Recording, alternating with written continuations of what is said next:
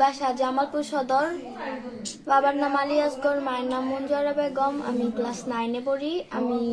আমি ওরা পছন্দ করি। আমরা এখানে নিজ ইচ্ছা মতো আমরা যে গেছিলাম, আমরা নিজ ইচ্ছায় গেছিলাম। এখানে কারো কোনো দোষ নাই। আমরা নিজ ইচ্ছায় গেছিলাম, নিজ ইচ্ছায় আসছি। হয়তো ফ্যামিলি বলছে এই কারণেও আসছি, আমরা নিজ ইচ্ছায় আসছি। তাই আমরা এখন বিয়ে করতে যাইতেছি, এইটুকু। তোমার ফ্যামিলি কি বিয়ে দিতে চা? জানি না, আমার ফ্যামিলির সাথে আমার যোগাযোগ হয় নাই। যা হওয়ার হয়েছে আমাদের এখানে বলছে যে তোমরা আসো, আমি তোমাদের মাইন নিমু। তারপরে এখানে আসার পর ঝামেলার পর আপনারা আসছেন, আপনারা আসার পর এখন সমাধান আপনারাই করবেন। এখন কি মেয়ে, ও তো একজন মেয়ে, তুমিও মেয়ে, এখন কি তোমরা কি বিয়ে বিয়ে বিয়ে করবা? হ্যাঁ।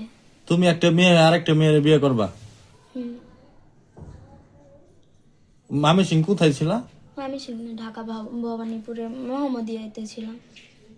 ওখানে বাসা বাড়ি নিয়েছিল। হ্যাঁ, গাজীপুর। তোমাদের পরিচয় কতদিন ধরে? 3 বছর। 3 বছর। 3 বছর ধরে? 3 বছর পরিচয় ছিল, কিন্তু আমি ওরে সিনিয়র ভাই বা সিনিয়র হিসেবে ওর সাথে আমার পরিচয় ছিল। কিন্তু